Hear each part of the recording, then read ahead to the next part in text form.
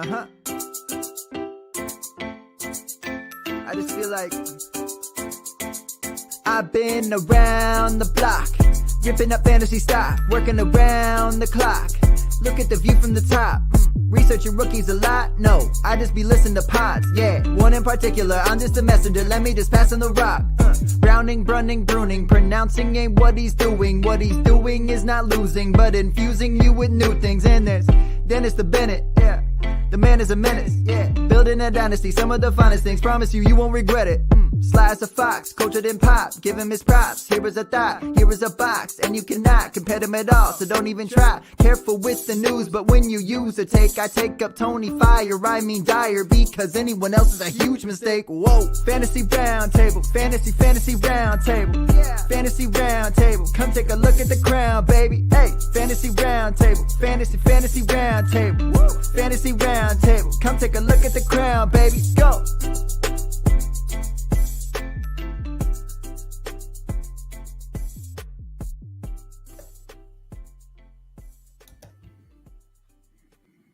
And we are live. Welcome to the Fantasy Football Roundtable. I am Dennis Bennett. You can find me at culture_coach on the Twitter machine. We are proud partners of the Pigskin Podcast Network. Find them at pigskinpodnet on Twitter. Lots of different channels there. We've got the Pigskin Hockey Network, the Pigskin Basketball Network, pop culture, wrestling, all kinds of fun stuff over with the TPPN people. And I would like to welcome my friend Matt, who's in here. And then we have a very special guest, Mr. Marcas Grant from NFL Fantasy. How's everybody doing today? Good. Appreciate the invitation. So Matt Bruning should be joining us a little bit later. Let's jump right in, Marcus. And so you're at NFL Fantasy, and you started this collaboration, 32-bit. Tell us a little bit about 32-bit before we get started on fantasy football. Yeah, a bunch of us, mostly fantasy football types. That's what we do during the football season. Got together and decided, let's do a thing that is sort of pop culture, kind of nostalgia focused. I mean, there are some sporting elements to it, but definitely, trying to do more sort of pop culture type things, entertainment type things. We're no pun intended, we are cooking up a food show a little bit as well. But it was just a chance for us to kind of spread our wings a little bit and do something beyond what people sort of know us for.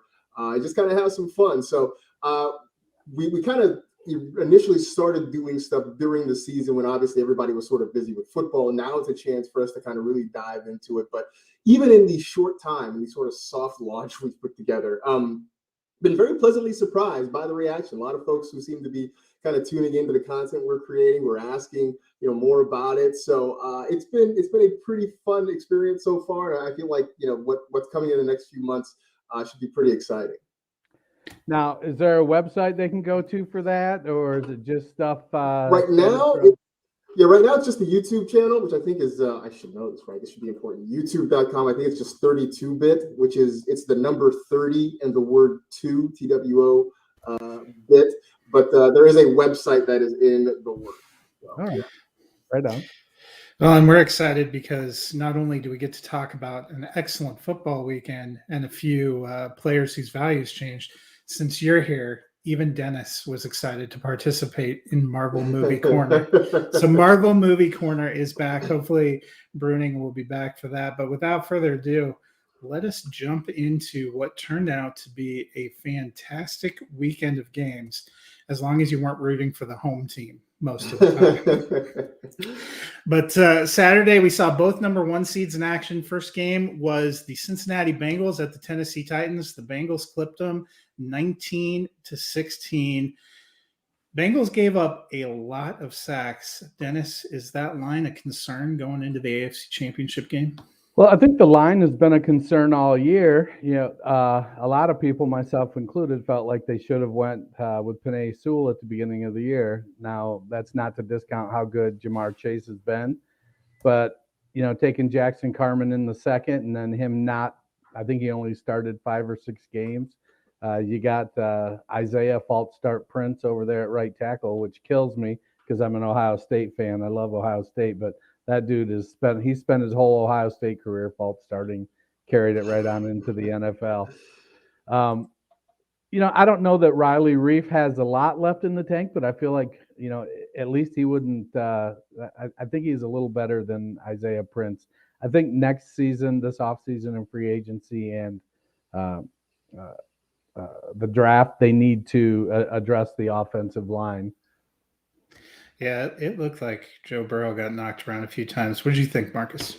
Yeah, no, I agree. And, I know that was the argument, right? Leading up to the draft, do they take Penei Sewell? Do they go after a wide receiver? And obviously, look, it's hard to argue with the results you see from Jamar Chase, but I really thought they were going to take some time and put a lot more effort into building that offensive line, especially after you had your franchise quarterback miss a good chunk of his rookie year because of a torn ACL. And my fear going into this season was I hope that we don't see Joe Burrow sort of become Andrew Luck 2.0, as in a super talented guy who takes a beating because his franchise doesn't really make an effort to protect him. So I would hope that after what we have seen so far this season, with this offense really coming into its own and the defense obviously looking pretty good as well, that they really do make it a focus to go out and build that offensive line. Because I think that's sort of the one thing that might be a deficiency. And look, we have no idea right now how the AFC Championship game plays out if they figure out a way to get to the Super Bowl. But I do think that over the long term, you've got your quarterback, right? Joe Burrow has shown he can be that guy. You've got to set him up for success, and that means making sure that you can keep him upright more often than not. Yeah, I think if Burrow just needs to be cooler than that kicker. When that kicker's walking on the field going, oh, it looks like we're going to the NFC Championship game before that kicks. That was something there. I know he might be one of the top kickers in fantasy next year. Well, the Bengals were the good side. Titans had a pretty good season, end up as the number 1 seed. We got to see Derrick Henry back. He had a few moments, but they ultimately come up short. I'm going to kick it to you, Marcus, first on this one. What do you think the Titans need to do this offseason? I think a big thing is they've got to figure out their secondary. That was a weak spot for them all year long. I know, just speaking from a fantasy perspective, one of the things we knew we could do was sort of pick on them in the passing game whenever we wanted to. So that's the thing they've really got to figure out. But I also do think you do have to look at the quarterback spot. I feel like where we saw them go, I think that's about as far as maybe you can get with Ryan Tannehill. I don't know that he can get you much beyond that. The problem with teams that need a quarterback this offseason is that there just don't seem to be a whole lot of options out there. Maybe Russell Wilson ends up getting traded somewhere. Maybe after what happened this weekend, Aaron Rodgers really is done with Green Bay and he wants to move on to other spots. But the free agency market is not going to be particularly good for the quarterback position. The draft doesn't seem to have any immediate saviors there. So even if you are a team like the Titans, and there are a handful of other teams, I think, in this same situation, I don't know that you can go out and easily acquire a guy that you feel like is going to be as good or better than your current guy.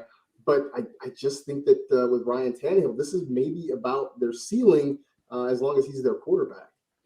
Yeah, I think with Tannehill, it comes down to you have to build the team in such a way that he doesn't have to carry it. So it's like the Brad Johnson Buccaneers or the Trent Dilfer Ravens. So that if they're going to keep Tannehill, they're going to need to really invest in that defense and make that defense have everybody play up to the level of Jeffrey Simmons. And without some of those guys executing that, it puts Tannehill in a position where he has to win games, and that's just not his thing. Yeah, and it's interesting to me. I think that first year that they went with Tannehill, where they went all the way to the AFC Championship game, it felt like it was on the back of that really strong defense that we've seen ebb away a little bit the last 2 years. I'll be also curious. They rolled the dice a lot, I thought, with thinking they were going to get some good production out of Anthony Ferkser that we didn't really see, and on the Julio Jones trade that didn't really materialize for any of us that had our hopes that he was going to be a week-to-week value. So I'll be curious to see if they do something more than sign a Josh Reynolds and draft a Dez Fitzpatrick.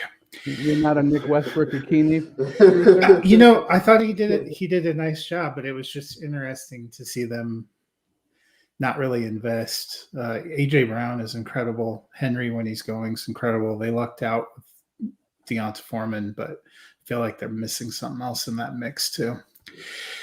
Well, the second game Saturday was arguably the most surprising result of the weekend, as the Packers rolled down to an opening drive touchdown and subsequently lost 13-10 at home on frozen Lambeau Field. 49ers get another big road victory in this playoffs. Jimmy G was out there. Early on, looked like he was targeting some guys that maybe weren't hanging on to the ball. Later, it was, I think, Troy Aikman and Joe Buck set a record for how many times they could talk about Jimmy G getting away with one or should have been intercepted. Dennis, does Jimmy need to do more for them in the NFC Championship? Yeah, I don't see how he cannot do more. It was, 11 for 19 for 131 yards. They've got some great weapons with Debo and with Elijah Mitchell and Brandon Ayuk and George Kittle. So the offense has firepower. As long as the offensive line gives him some time, they've got pieces on defense that really can make plays. He's looking up at Tannehill right now, which is not a great place to be from a quarterback productivity perspective. And I struggle because it's generally considered Trey Lance has all of these tools, so why not play him? Well, you're in the playoffs trying to make the Super Bowl, and you've got a veteran quarterback. I kind of get you don't want to just turn the ship over to a rookie right now. But if Jimmy puts up a game like he did against the Packers without the snow that kind of holds the Packers down, I think it's going to be a long. I would put my money on the Rams breaking that 6-game losing streak. Yeah, it's a weird situation because in some respects, I think Jimmy needs to do more. In some respects, I think Jimmy needs to do less, right? Like you look at that interception he threw late in the first half, the Niners were driving, they got in the red zone, looked like they were finally going to get some points, and he rolls out and forces one into coverage and throws a pick. And anybody who watches the Niners regularly just knows that is sort of peak Jimmy. Like you're going to see that more often than not. And so it's frustrating. But on the other hand, there are times when he stands in the pocket and he just misses wide open throws. I mean, look, anybody who watched that Super Bowl still has PTSD to him missing Emmanuel Sanders. And he did it. He did it against the Cowboys. I think he had Brandon Ayuk deep downfield wide open and just overshot him. And so it is a weird, he's sort of Schrodinger's quarterback. He's either good or not good. And you can't really figure out from play to play which one it's going to be. So, yeah, sometimes he does need to do more.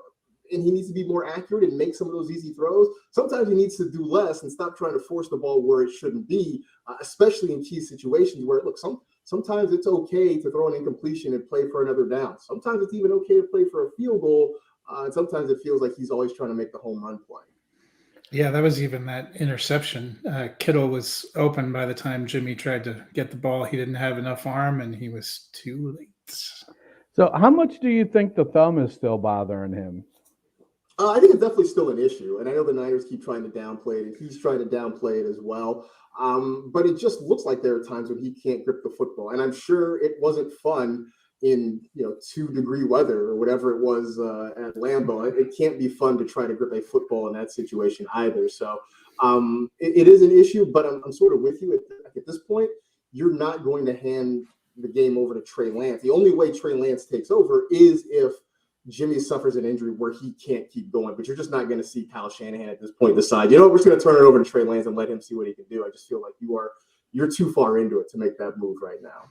I would say, though, one thing that has surprised me a little bit is we saw the Raiders throughout the season use packages for Mariota. They continued that over to the playoffs. Even when Jimmy G was starting, especially in the first part of the season, they were doing packages with Trey Lance, getting him involved at least to spark an offense. It's been curious to me that he just doesn't even seem to be a consideration, even when their offense sort of is stagnating at times in the playoffs. Be curious to see if they pull that out in warm, sunny Los Angeles. Well, obviously, Frozen Tundra didn't treat the Packers very kindly. They were the only team in the regular season to be undefeated at home, only to fall short in their first playoff game. we saw kind of all the things that started coming out right away. They have significant cap issues. They don't have Davante Adams signed. But the biggest question was Aaron Rodgers. So we're going to throw it to you first, Marcus. Do you think he is back in Green Bay in 2022? So if you had asked me this question a week, 2 weeks ago, I would have said, yeah, I think he's back. All the talk out of Green Bay is that they had mended fences, that everything was fine, that Rodgers was not unhappy anymore. It was going to be all good. And now, all of a sudden, here it is. They've been kicked out of the playoffs early. They were the 1 seed. They lose at home. They can't move the football. Aside from that opening drive, they get 3 points the rest of the game. And as you mentioned, they do have big issues about this. And I saw the quote, I think this morning, from him saying, I don't want to be part of a rebuild if that's what's going to happen. So now all of a sudden, I think we're going to spend another offseason in limbo. As far as I know, I don't think Jeopardy has named a permanent host just yet. So every time they try it, backfires. So maybe that's a possibility for him again. I don't know. But I'm a lot less certain about him being back in Green Bay right now than I was at the same time a couple weeks ago. Yeah, and not only does it feel a lot more like he's not going to be in Green Bay, it feels a lot more like he's not going to be anywhere. Like after this game, it kind of felt like he's like, you know what? I have a lot of money. I don't need to deal with this BS. I can go off and I'm going to go back, meet up with Miles Teller, and let's go climb the mountains in Hawaii again, swim in the waterfalls and whatnot. Now it's like, so in Green Bay, he's got this huge cap number this year. I think it's like $46 million. Yeah, it is a little over 46. And they can save, is it $20 million? I think if they cut him, they have $26 million in dead cap. If they let him go and try to keep Davante Adams by franchise tagging him, are we going to end up with another Allen Robinson season up there in Green Bay with Davante Adams? I know they extended Aaron Jones, but A.J. Dillon looks like I'll be honest, when it comes to A.J. Dillon, I missed. I didn't think – now, I don't think he's the second coming of Derrick Henry, but I also can see he's not the second coming of Andre Williams either. So, and so I felt like he was closer to Williams than Henry, and I was clearly wrong. But yeah, I don't know. I feel like he's going to take some time, but we've definitely entered the stage of every offseason is a question for him until he hangs it up.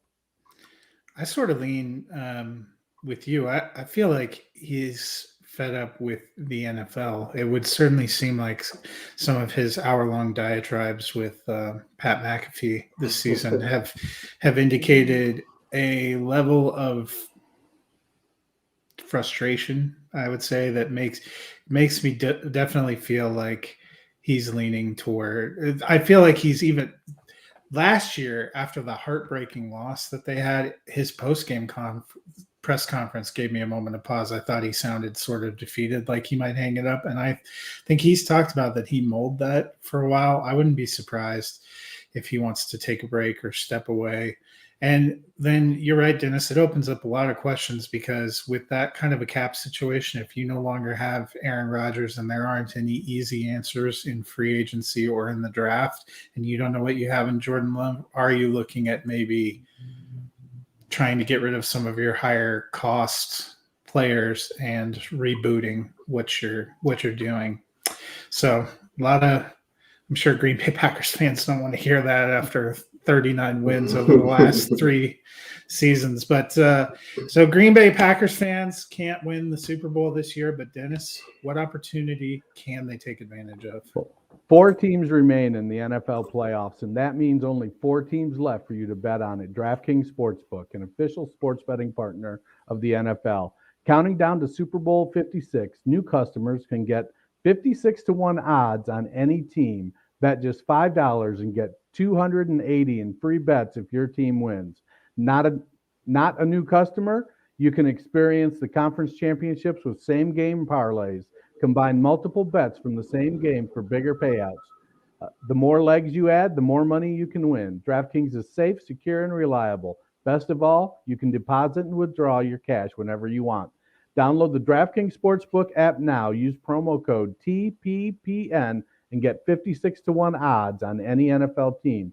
Bet just $5 and win $280 in free bets if your team wins. That's promo code TPPN for 56-1 odds at DraftKings Sportsbook, an official sports betting partner of the NFL. Must be 21 or older. New Jersey, Indiana, or Pennsylvania only. New customers only. Minimum $5 deposit and $1 wager required. One per customer. Restrictions apply. See DraftKings.com/sportsbook for details. Gambling problem? Call 1-800-GAMBLER. Well, after we saw both number 1 seeds lose on Saturday, the number 2 seeds had to be feeling a little uncomfortable going into Sunday's game. In the first matchup, the Rams went in to face the Buccaneers, built a huge lead, and then felt really bad about potentially ending Tom Brady's run. So they decided to let him back. I feel like Cam Akers personally wanted to Brady to hang around. You know, he's always admired him. He thought, what's the quickest way I can do this? I'll just put the ball on the ground. The Rams, Tallahassee's not that far from Tampa. The Rams center had been watching a lot of Peyton Manning against the Seahawks Super Bowl video, decided to hike one over Stafford's head. But the Rams end up pulling it out. They just wanted to make us sweat. So, Marcus, I'm going to go to you first. Can they become the first team to host not only the NFC Championship game, but the Super Bowl 2 weeks later? I mean, they can, certainly. Look, you're talking about a divisional matchup. Anything can happen. Although, look, the Niners have had their number with 6 in a row now that San Francisco has won. And I think what it is, and I don't know if this is something if it's just a Niners thing that they've gotten in, Sean McVay's head or the Rams' head, but it's something about the Niners, and they go out and they basically just decide, we're going to punch you in the mouth and we're going to see if you can respond. And more often than not, it seems like the Rams don't. And I was really sort of surprised on Sunday that I didn't see more Leonard Fournette in the second half of that game. And maybe it's because, the Rams jumped out to a big lead, and so it was going to be a little bit harder for the Bucs to run the football consistently. But it just seemed like when Fournette was involved, he was breaking off chunk plays. And I think that's been sort of the difference. I mean, look, before that Week 18 game, you had George Kittle out there saying, look, this is a body bag game for us, right? Like, we're going to go out and we're going to hit people in the mouth, and we're going to see whether or not they fold up. And in the end, it was the Niners who played physical. Deebo Samuel did a little bit of everything, and they came back and ended up winning that game in overtime at SoFi. So, unless something changes, unless the Rams sort of I think, at this point you're sort of talking in platitudes, but, if they kind of tighten that chin strap and they get ready for literally a 4-quarter fight, I wouldn't be totally surprised if you see the Niners go into SoFi for the second time in 3 weeks, 4 weeks, whatever it is, and pull out another win and get to the Super Bowl. The Rams can certainly win, but the Niners getting a win on the road yet again would not be a shocking outcome to me. Yeah, the Kittle-led Rams very much have that underdog wrestler mentality. He brings that WWE into the huddle, and it's like they're down. It's like when Hulk Hogan would start to raise the fist and come back when he was down, you'd think, or the Undertaker would sit up after looking like he'd been knocked out. George Kittle kind of brings that mentality, and I think the rest of the team feeds off it. But I also think that the Rams are coming in,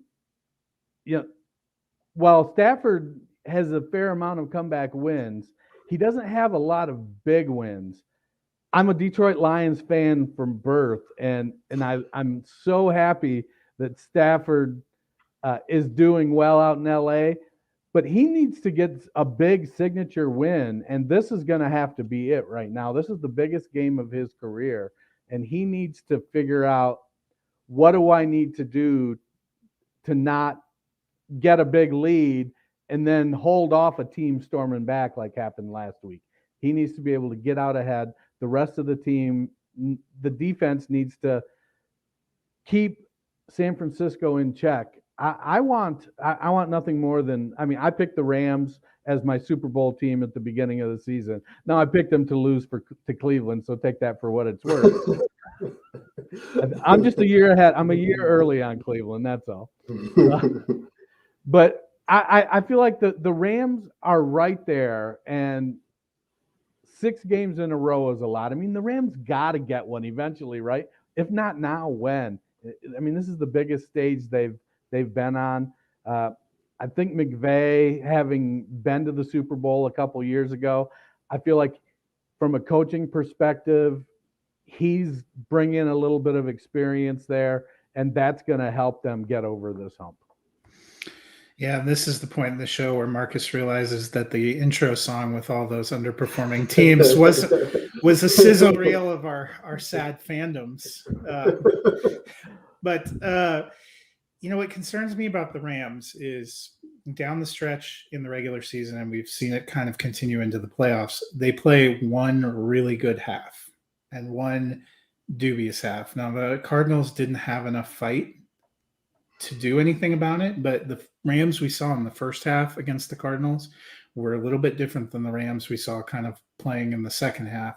We saw that in week 18. That's what really cost them against the 49ers, because they came out and they were up big and it looked like they were clocking them, and then it kind of went away. Same thing happened on Sunday with Tampa Bay. It happened in reverse when they were in Baltimore. They had a dreadful first half and then kind of came alive in the second half. What concerns me a little bit about the Rams, I think they have talent. They have talent all over the field. I don't know if we've seen them play a consistent 4-quarter game in a little stretch here, and I think that's what they're going to need if they want to get to the Super Bowl. This is definitely the week. Well, Dennis, Tom Brady, for the first time in quite a while, we've heard him equivocate a little bit about his intentions for next season in those interviews. So we asked this about Rodgers. It's even a fair question about the other MVP frontrunner, Brady. Is he back in 2022, and is it with Tampa? Yeah, I mean, where else is he going to go? I think people have said if he wants to cement that legacy, he's got to do it for the Jets. Yeah. I think he's back. I think he's back in Tampa. I think Gronk will be back, but if you watch some of those plays, Gronk does not have the athleticism and agility he once had. I mean, he gets out there and at 6'7", he gets open because he's giant, but he lumbers up and down the field now. He's which my dynasty shares of OJ Howard fret that. But I think Brady's back. I think Brady is an addict and he's addicted to winning. And this is a good team. They've got really good players on defense. They've got really good players on offense. Whether they bring Godwin back, franchise him or whatnot, I don't know about that. I definitely think they're going to need a second weapon. Mike Evans, as good as he is, he had a great game yesterday, but he only caught 50% of his targets. I think Evans is a great red zone threat. He's a great big body guy. He can do a lot of things, but he can't do what Chris Godwin can do. And so bringing Godwin back, I think, would be something, or somebody in the vein of Chris Godwin, is what that offense needs. I've heard talk, James White's a free agent. I don't know where White is at this point in his career. He's certainly not a difference maker, I don't think. Yeah, I mean, look, I'd be surprised if Brady hung him up. I mean, you're talking about a guy who just came off a 5,300-yard passing season. He had 43 touchdowns.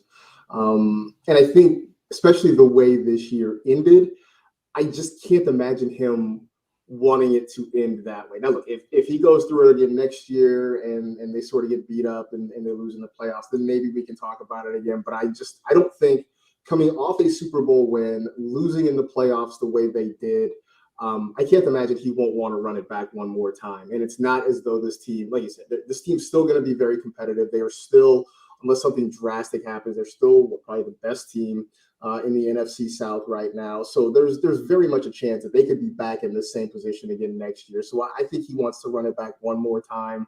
I think what happened this year, though, shows how difficult it is to repeat in the NFL. Part of what helped the Bucs last year, I kept saying this, is that they had really great injury luck. They didn't sustain any really serious injuries, and the ones that were more serious happened sort of earlier in the year, and everybody got healthy in time for them to make that playoff run. That wasn't the case this year. I mean, on top of obviously the high-profile Godwin injury, then you had Antonio Brown go all Antonio Brown and get kicked off the team. But losing Tristan Wirfs was a huge deal, and you saw that with them trying to slow down that Rams pass rush throughout the game. Having guys beat up along the offensive line, having a lack of depth at wide receiver, I think sort of showed up. And so I think you take all that into account. But the fact that this team still has talent, I think that sort of lines things up for Brady to at least give it one more shot next year. Yeah, I think it was interesting from the standpoint of we've seen guys like Scotty Miller and Tyler Johnson. So from a dynasty perspective, they're down the depth chart, but then they get a chance and they get put in a 3 wide receiver set, 4 wide receiver set, and they make a play. And so dynasty managers hold out hope. This year, both of them had their chance, and both of them pretty much shit the bed. And it was just, I don't know, man.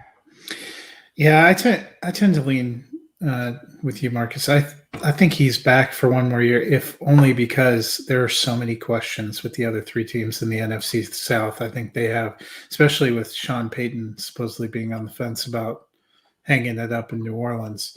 I think they have a pretty good chance of going through their division. And once you're in the playoffs, anything can happen. It's amazing the quarterback landscape would make Sean Payton go, yeah, I think I'm done. Taysom, why couldn't you do it for me? Well, speaking of anything can happen, my God, the game of possibly the season so far was the nightcap on Sunday, Buffalo and Kansas City. I was looking forward to this as my number 1 game of the weekend, and it did not disappoint. We saw 25 points scored in the last minute and 54, and then a coin flip decide which one of these teams is going to the AFC Championship, and I think probably to the Super Bowl. Josh Allen gave it his all, had a couple of shoestring beautiful throws down the stretch there, but it ultimately is not enough for Buffalo. He doesn't even see the ball in overtime. Marcus, what do the Bills need this offseason? For Patrick Mahomes to retire?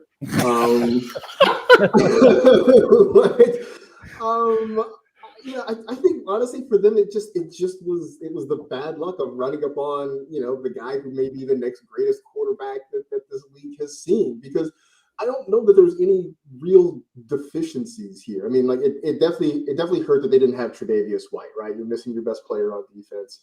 That is a big deal, undoubtedly. But still, I mean, they did everything to put themselves in position to win. They were 13 seconds away from moving on to the AFC Championship game. And then Patrick Mahomes, I guess we're going to call this the Grim Reaper game, right? Like that was right. the thing on the sideline. When it's grim, go be the Grim Reaper. And so Patrick Mahomes went out there and he snatched the souls of everybody in Western New York. And the Chiefs are moving on. So I don't see any glaring weaknesses with this Bills team. They just had the misfortune of running up on a really great quarterback who did a really special thing at the time his team needed it most to happen. Let me tell you, he snatched a few souls here in Colorado. So I think after the game, Allen needed to get on the horn with Peyton Manning and ask him, how did you do that year after year after year, being second to Brady? I mean, that's what we're looking at right now. And, Allen, when they scored at 154, I was like, oh, man, that's too much time. And then Kansas City scored, and I was like, oh, man, that might be too much time. And then there was 13 seconds, and my initial reaction was, oh, that's too much time. And I was like, they're not gonna kick it to him, are they? They're not gonna, so they're not gonna take a chance on a kick return. I even tweeted, I was like, Kansas City's gonna put Tyreek Hill back there to return that kick. Why wouldn't you? I mean, he's your most dynamic weapon. And they didn't, but then Buffalo just kicked it out of the end zone. It's like, I thought 13 seconds. Yeah, he's going to be trying a 65, 67-yard field goal at best. And it was just amazing that it shows how, Andy Reid, for most of his career, has gotten bagged on for not being a great time manager. And he hit that last 2 minutes with all 3 of his timeouts there. They had timeouts left at 13 seconds. It was phenomenal. I don't know, after Butker missed one and missed the extra point, I was like, I don't know, man. He's got to make it. And then they got down so much closer like, oh, here's the line. You see it on TV. It's where they got to get to. And Kelsey just ran that off-script play right down the middle of the field. I was probably more concerned that he was going to pull a Dak and just run too far. Way to dig the knife into the Cowboys fans. I was just grateful I didn't break anything like the week prior trying to watch that Dallas game where I put my thumb into the dryer. I thought I fractured it. Never do chores while you're watching these games. But much like Josh Allen, I needed a hug after that game. But it did feel like we were witnessing something historical. 4 seasons now as a starter, 4 AFC Championship games for Patrick Mahomes. Are we witnessing perhaps one of the best AFC teams ever? Well, I don't know. The Bills made 4 Super Bowls in a row. I mean, maybe the second best. Yeah, I mean, just in terms of sustained greatness, the Bills. I think the Bills deserve credit for what they did, even despite not winning any of them. It's still just. I say that also because as a kid, I was a 49er fan growing up, and I watched Montana and Rice and Young and all those guys, but the team that scared me was the Bills. Even though the Niners never ran into them in a Super Bowl, that was the offense that scared me the most of any team in the league. Yeah, I think they're perennially for what they did. People forget. Yeah, the Kelly, Thomas, Reed, that team. Yeah, the Bills team was Bruce Smith on defense. I do remember the Niners and Bills played a regular season game against each other, which was amazing. It was in San Francisco. There were no punts in the game. I think both sides put up probably about 500 plus yards of offense. And I just remember late in that game, I think Steve Young threw an interception, and that ended up being the difference. The Bills won by like a touchdown or less. And this kind of goes to the delusion of fans is that for everything the Niners did well in that game and coming close to winning that game, I do remember Sports Talk Radio saying that Joe Montana never would have thrown an interception. Steve Young is a bum, and they need to make a change. So that was always funny to me. Well, we're going to transition away from the playoff games to look at a few players' futures. But before we do that, Dennis, how can people get their teams in good shape for 2022? I don't know if you play much Dynasty, Marcus. I'm a huge Dynasty fan. And I use the Dynasty GM from Dynasty Nerds to manage my teams across multiple platforms. Do you want to dominate your Dynasty league? The Dynasty GM from Dynasty Nerds is the tool you need to get the job done. It integrates seamlessly with your MFL, Sleeper, Flea Flicker, and FFPC leagues. Use the League Analyzer to identify your team's strengths and weaknesses. Use the Trade Calculator to put together league-winning deals, and Player Shares Tracker to keep track of your rostership. Get exclusive rankings and more. Use code ROUNDTABLE for 15% off the monthly or annual subscription. Bundle the Dynasty GM with the Nerd Herd to save even more. That's code ROUNDTABLE, all one word. All right, we're going to do a quick stock up and stock down. We're going to look at a couple of players at each of the big positions, quarterback, running back, wide receiver, and tight end, who either made a big contribution in 2021, didn't make a big contribution, or missed some time. And we are going to look at whether you should be buying them or avoiding them this offseason. So we're going to start with quarterback. Right out of the gate, they say they're bringing him back in Cleveland. But how do we feel about Baker Mayfield? Dennis, kick us off. Yeah, Baker is, from a fantasy perspective, he's a mid to low QB2. He's a super flex asset at best. He thinks he's Patrick Mahomes, but he's not. He likes to try to make, he'll make 1 or 2 Mahomes plays a game and think he can do it all game long. But I think he's stock neutral. Given the landscape of quarterbacks, I mean, there's some elites, and then there's a bunch of Jags, and Baker falls into that Jag category for me. I love the Browns. I adopted the Browns when I moved to Ohio, so as a Lions and Browns fan, Marcus, I know losing. That's a lifetime of frustration right there is what that is. But I'm sort of with you. I think he's mostly a neutral. Maybe he gets a little bit of a bump just because of the shoulder thing that he was trying to play through for most of the year. Now he's going to have surgery. So maybe a healthy Baker is slightly better, but it's not. I don't think that's enough of an uptick that I'm suddenly all in on Baker Mayfield. I think at this point, we sort of know who he is. And you're right. He's sort of, as the kids say, he's mid, like he's he'll make some nice plays.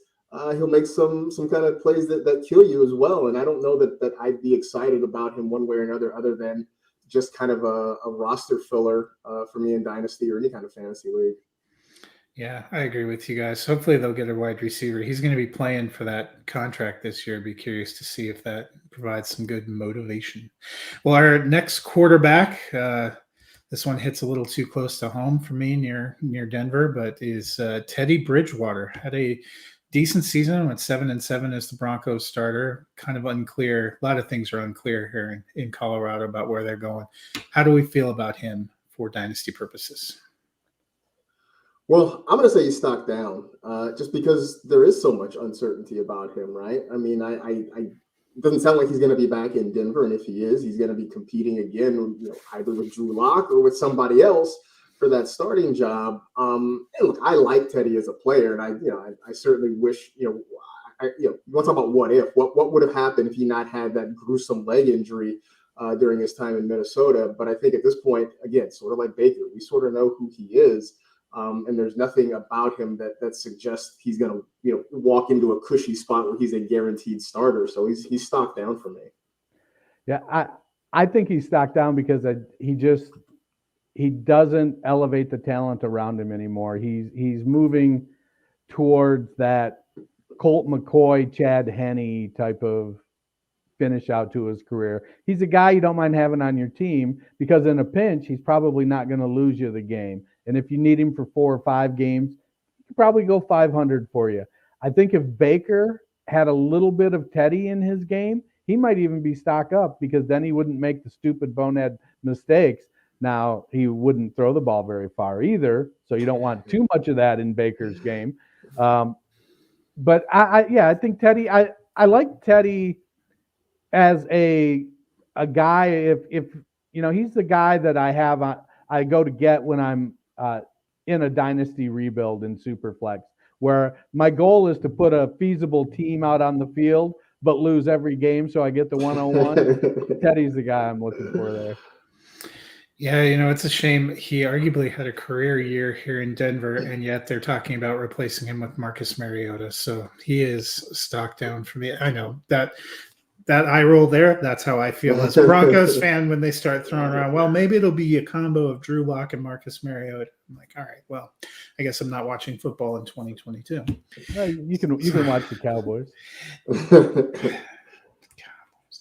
Dennis, our last quarterback in this group, we talked about him a little bit earlier. Future starter for the Pittsburgh Steelers, Jimmy Garoppolo. How do you feel? If he's the starter for the Steelers, I probably feel good about everything but the offensive line that's going to protect him because that's rough there. But he's better than Haskins and he's better than Rudolph. So I would give him a thumbs up there. Again, I feel like he's sort of in that phase of his career where he's going to bounce around a little bit. He's like late career Matt Schaub, I think, before he went back to the Falcons. The last 2 or 3 years in Houston, kind of where Jimmy is at right now. Yeah, I'd agree with that. The thing about Pittsburgh, you talk about that offensive line. I used to joke that the next pass rusher Jimmy Garoppolo evades will be the first. Except he did it. He got away from a pass rusher and threw like an underhanded Mahomes type flip for a first down. I'm like, wow, he actually got away from a pass rusher. It's amazing. But I think the rest of his career is sort of kind of bridge quarterback, seat filler. He's the guy that's good enough to kind of keep you competitive, but not good enough to get you over the hump. So I think he'd be lucky to land in a situation that has as many weapons around him as he does in San Francisco. So it's hard to see the stock really going up much, if at all. He's like antacid Ryan Fitzpatrick. He's going to move around, be that guy, but he just doesn't bring any excitement whatsoever. He tamps down all the excitement. Yeah, the one thing I would say that gives him a little bit of advantage to me over Bridgewater is I think with the way San Francisco's gone on a run here, he's going to end up as a starter somewhere, which, maybe not great, but it's something. Well, let's move to running back. Marcus, we have seen Derrick Henry dominate a lot the last few years. Got a little banged up here. Are you buying him in Dynasty? Are you leery? I'm not really leery. Before this year, he had really been healthy. He hadn't missed any significant time until this year. Now, I think the only reason to be sort of concerned is, do the Titans lean on him as much next year as they have in the past? And I think that is a legitimate question, that, he's not going to just be, just loaded up with touches, because, they understand what they have with him. They got to try to keep him healthy as much as possible. But I still think you're talking about a guy who is just a physical specimen. I think he's still going to get plenty of touches. I still think he's going to, be a touchdown magnet the way he has been. So I think his stock more than anything kind of stays neutral, but that's pretty good considering it's already pretty high. Yeah, I struggle because fundamentally, at 29 years old, with all these carries the last 3 seasons, you just kind of got to go, I don't know. Add into that he's like 6'3" and 250 pounds. And it's like, okay, those are other things. But then you turn the other side of the coin and it's like the dude just tears it up. He's bigger, better, faster, stronger than everybody else. And it kind of puts me like where I've been the last couple of years with Zeke, which is I guess I'm riding him till the wheels fall off. And if he dies on my roster, he dies on my roster kind of approach. Yeah, I think for me, Derrick Henry is at a place where his cost is usually too high for me to feel good about trying to acquire him. But if I have him, I still feel like we have at least 1 or 2 good years. I was kind of excited that they gave him that extension. I thought they were committing. Dennis, you referenced him, so we'll skip to him next. Ezekiel Elliott, obviously kind of a tough down year. Jerry Jones seemed to equivocate a little bit about him and Amari Cooper. How are you feeling about Zeke these days?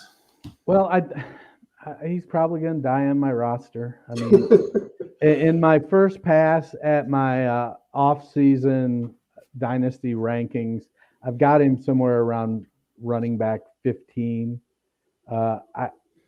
I know he dealt with the injury most of this season, playing on a torn PCL for, I guess, 12 games or something.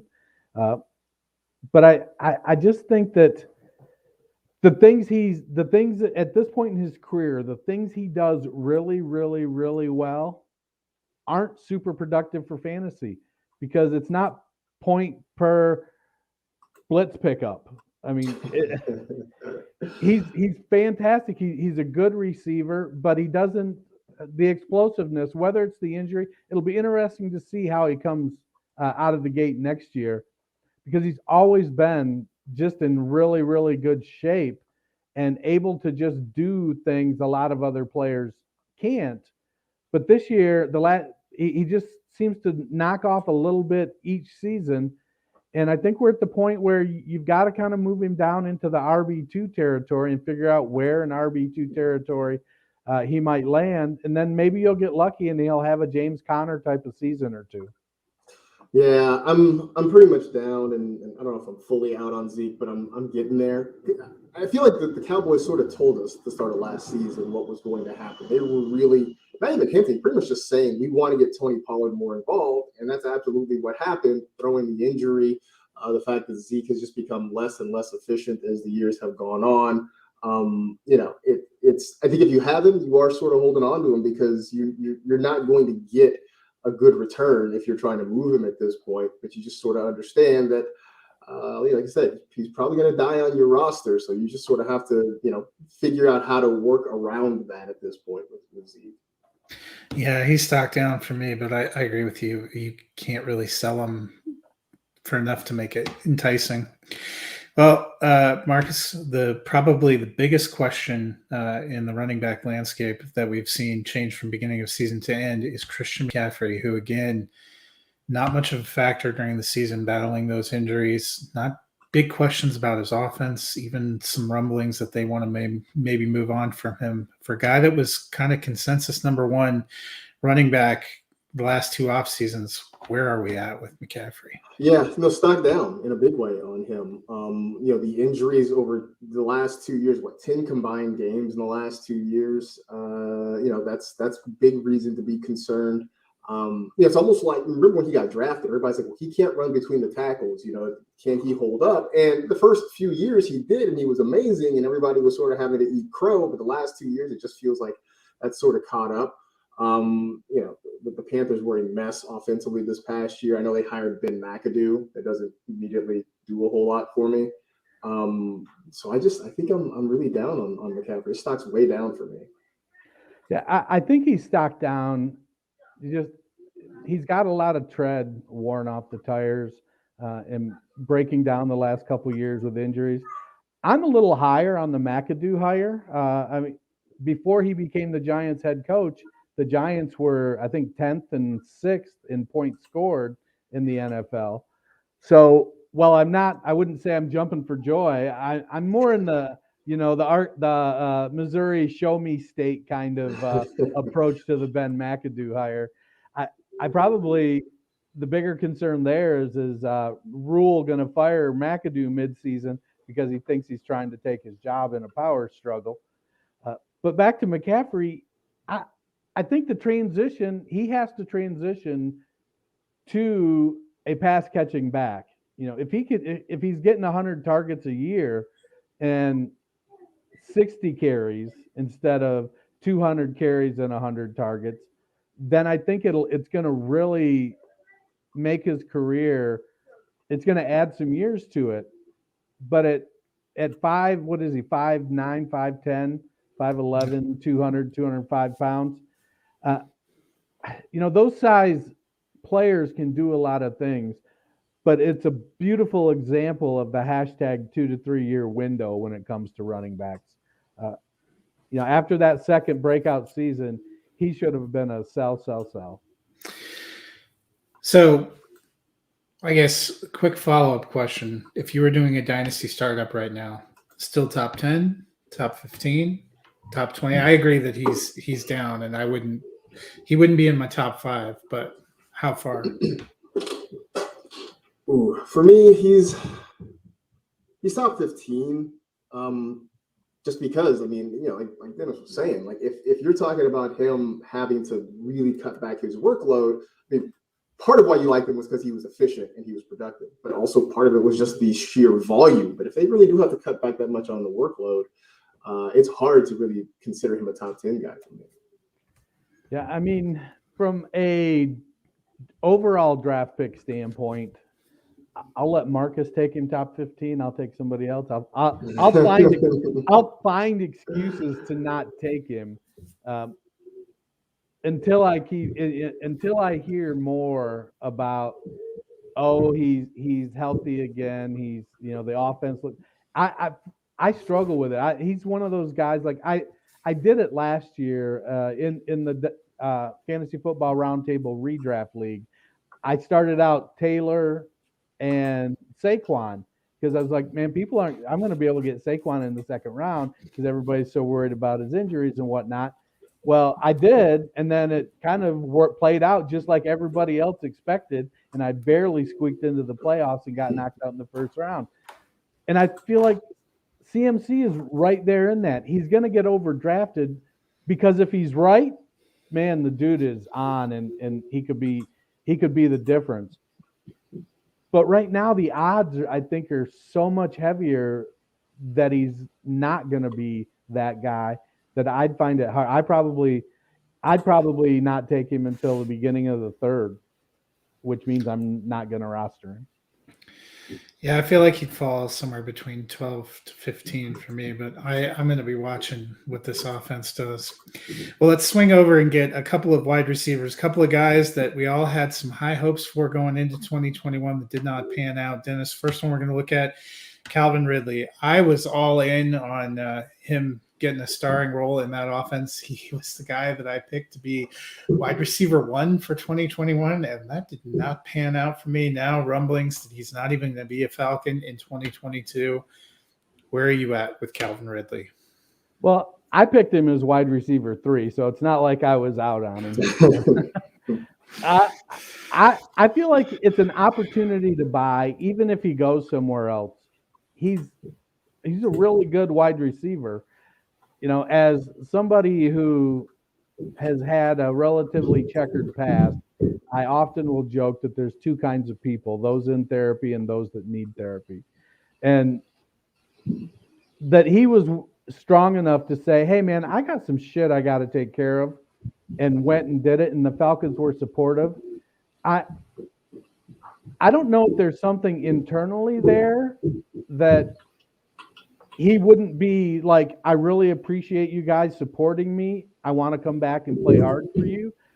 I don't know. I'm not privy to the Falcons culture, but it feels like that if he's coming back to play, that he'd want to go back and say, I really appreciate you guys being so supportive, that he might get moved. I could see if they moved him for money because they signed Ryan to that ludicrous extension and they're going to be needing to find money somewhere. But I like the talent. No, I'm with you. The talent is there, and I think that's the reason to sort of be optimistic about him. It's just sort of waiting to see what the situation is going to be. So, if I have him, I think I'm holding on to him. But I wouldn't mind maybe, if the price is right, trying to acquire him. Now, the question is, what's somebody willing to accept as an offer for him? But the talent isn't an issue. It's just a matter of, like you said, is he going to be in a place where he feels like he can play football and can contribute? But once he's on the field, I've got no doubts about what he can do. Yeah, that's for me, talent alone. I couldn't see dropping him out of probably my top 15. If he ends up getting moved to some place like the Chargers, which was rumored, my God, I might go back to number 1. Fool me once, shame on me, but I have trouble going all in. All right, another guy who we did not see the season we were hoping to see is Allen Robinson. Played under the franchise tag, arguably got to play with the best quarterbacks he's had in his career, and just was a relative non-factor. He's heading into potential free agency again. Marcus, how are you feeling about Allen Robinson? Maybe it's because I just love him so much and I want the best for him that I'm still willing to kind of be in on Allen Robinson. It was apparent early on it wasn't working out. He didn't want to be there. But I feel like whatever comes next can't be worse than what we saw this past year. So I think this might be a good time to kind of get in on him. I think a lot of people are probably going to be down after what we saw this past year, but I still believe. So I'm willing to kind of stay on this bus.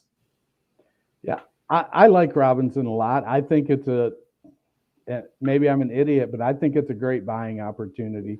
I think that Matt Nagy kind of alienated a lot of players. He didn't handle the quarterback situation very well. He had a relatively uncreative offense. Not that I would probably be better. I'd be like, we're running 9s. Let's roll, everybody. Throw it as far as you can, because I'm an idiot. But I think Robinson is still, he's what, 28, I think, maybe 29. He's kind of entering right maybe 27. 28. 28. Yeah. He's right there at that age where he deserves a good quarterback, damn it. Throw it out into the universe. I was looking up on the trade browser on the Dynasty GM. I'm a company man. Calvin Ridley for 23 first. Too much or not enough? I do. Yeah, I do. Calvin Ridley for Hunter Henry and Michael Thomas.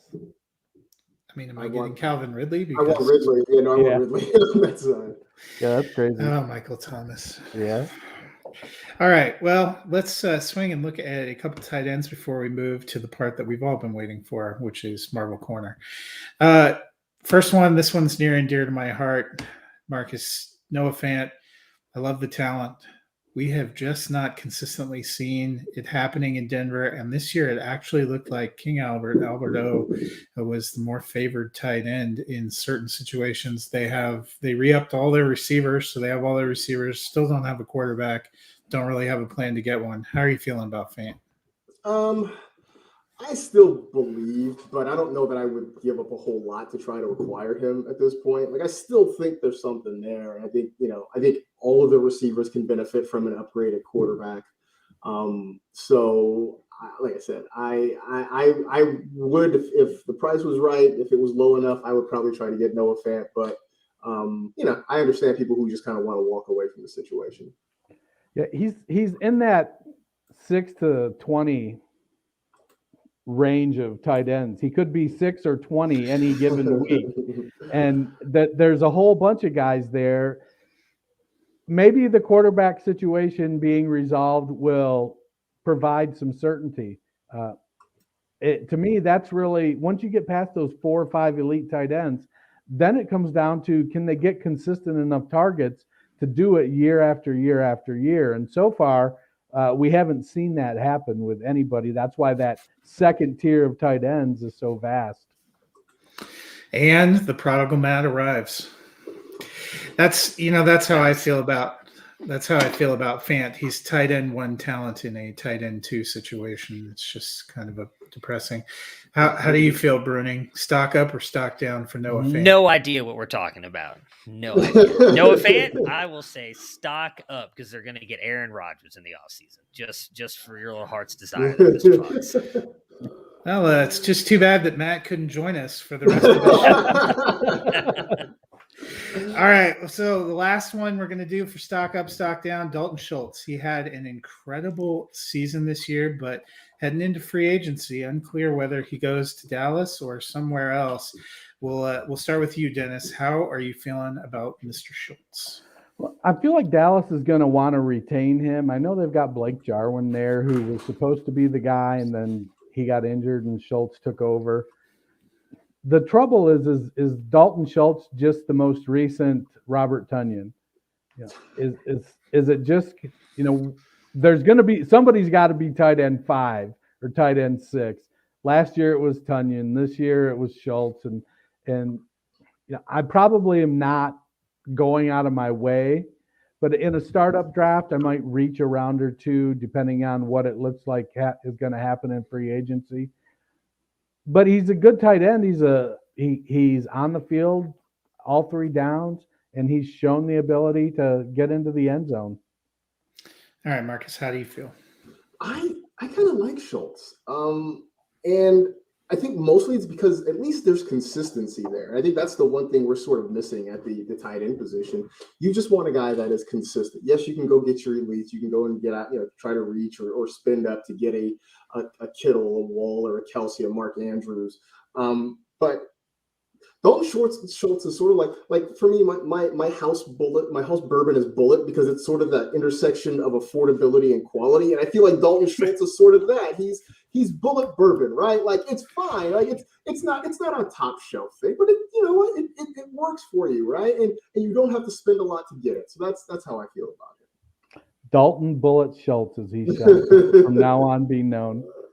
All right, Bruni. Yeah, I agree. Stock up. Only concern I have about him is, what team will he end up with? Because I think with Dallas's cap situation, he's likely not going to be a Cowboy any longer. So where does he end up going in free agency? But he's shown the talent with Dak Prescott and all those weapons around him as well, right? He had a really great season having Amari Cooper, CeeDee Lamb, and Michael Gallup when he was healthy around him, and still ended up producing. So I'm excited to see where he goes, and I definitely think at the tight end landscape, he's a guy that I'd be willing to buy into. Since the cap is a myth, I think he goes back to Dallas. If all these other teams can have 0 cap space and splash out $100 million deal, I think they can find some space for Bullet Schultz there. All right. Well, I'm glad Bruning is here, because this is the part that we have been waiting for. If you were just tuning in for the football content, just like Dennis there, we won't be offended if you want to step away. But before we wrap up today, we want to get back to one of our tried and true staples, which is the Marvel Corner. Marcus, I trust you are a Marvel fan as well. I am. Although I will say this, let me preface this by saying I have not yet seen Spider-Man: No Way Home. And I am a huge Spider-Man guy, but real life has prevented me from going out to see this film yet. So I can't properly rate it because I haven't actually seen it. So that's my only caveat here. It is kind of the busy season when you work for the NFL. Somehow, like December down the stretch feels like the busy season. All right, we are big Marvel fans here, so I thought what we would do is each of us could give our top 5. Obviously, the caveat for Marcus, he has not yet seen Spider-Man. I will be curious to see how that will impact. We are not going to ruin anything for you here, but suffice to say, Bruning and I both enjoyed it quite a bit. I've heard nothing but great things about it. So. All right, Marcus, I'll let you kick it off. What is your number 5? So number 5, I don't know if this is outside the box or not, but I'm going to say Guardians of the Galaxy. It was just fun. It was just so much fun, right? Like, and not that the other movies weren't fun, but Guardians was a lot of fun. The music was amazing. I think on soundtrack alone, like Guardians deserves to be in my top 5. Number 4 was Iron Man, the first Iron Man, right? Because it was, as much as I know that it was Captain America that kicked off the whole series, Iron Man I think sort of took it to the next level. So that's number 4. Number 3, it's The Winter Soldier. Good choice. Because it was great. It was just great, right? And it really did a lot to move kind of the whole MCU story along. So that's my number 3. Number 2 is Black Panther. It was just amazing. I think it was the only one. No, it's not the only one I saw multiple times in theaters. I saw a couple other ones multiple times in theaters, but I love Black Panther. And then number 1 for me is Endgame, Avengers Endgame, because to have a series, a franchise with 20 movies and to wrap it up and tie it all together like that was amazing. And even now, when I watch it on YouTube or when I see other people sort of do mock-ups and re-edits of it, that portal scene still gets me emotional. Like, I still get a little bit choked up when everybody starts coming through the portal, just like the first time I saw it. So, and plus, after 20 movies, you finally get Captain America saying, Avengers assemble, and it was well-deserved and well-earned. It wasn't just some cheap throwaway line. Like, it hit different when he finally said it. Plus, we got perhaps the catchphrase that caught on the most from those movies, America's ass. Dennis, I trust you're going to pass on giving us your top 5 Marvel. Well, I'm looking to see if I've seen 5 Marvel movies. Well, we'll come back to you. Matt, you want to give us your top? Yeah, this was tough for me. I think for me at 5 is probably Thor Ragnarok. I don't know what it was about that, but I really loved that movie. 4 for me is Black Panther. It was an amazing movie. It is one of my favorites. Rest in peace, obviously, to Chadwick Boseman, because that was I thought he was set up to be one of the better characters here in this Marvel universe. It's sad that we will no longer have him with us. 3 for me is probably Iron Man. I mean, I remember back in the day going to see that in theaters with all my friends, no idea what this was going to turn into, and then when you got that Nick Fury cutscene at the end, was just all of a sudden like, wait a minute, they just showed Nick Fury. What the hell is going on? Like, that was a huge moment for me. 2 is Guardians of the Galaxy. I just love that altogether. I love both of them. I'm really excited to see what the third one has, but I just love Guardians of the Galaxy. That's one of those ones every time it comes on, I can rewatch it. And then number 1 for me is just like Marcus, it's Endgame. I mean, just not even just the portal scene. I mean, Iron Man, spoiler alert if you haven't seen it. I don't know what you've been doing. Well, Dennis, cover your ears. Dennis, earmuffs. I mean, he might have seen that one 2008. He might have. Iron Man dying. I mean, it still hits. It's still one of those things. Every time and they have, Marcus mentioned the portal scene. Like, you can find all those clips on YouTube, right? Mm-hmm. Facebook, Instagram, with the people cheering and all that stuff. Like, it's amazing. I wanted to fit No Way Home in there, but I think it's like right on the verge of 5 there with Thor for me. But yeah, Endgame has got to be number 1. Yeah. So what I will say is that I watch movies differently than you guys. So the whole tied together, different stories from all this, I can't keep up with all that. Maybe it's because I'm old. I don't know. But I go and I watch a movie and I'm like, oh, that was a good movie. But it's like I'm not going back. Oh, well, it brought in this from this and that from that. I struggle with that when I listen to you guys talk because I enjoyed the movies. I saw Endgame. I thought it was a great movie. I've seen the Spider-Mans. I've seen what else? Black Panther.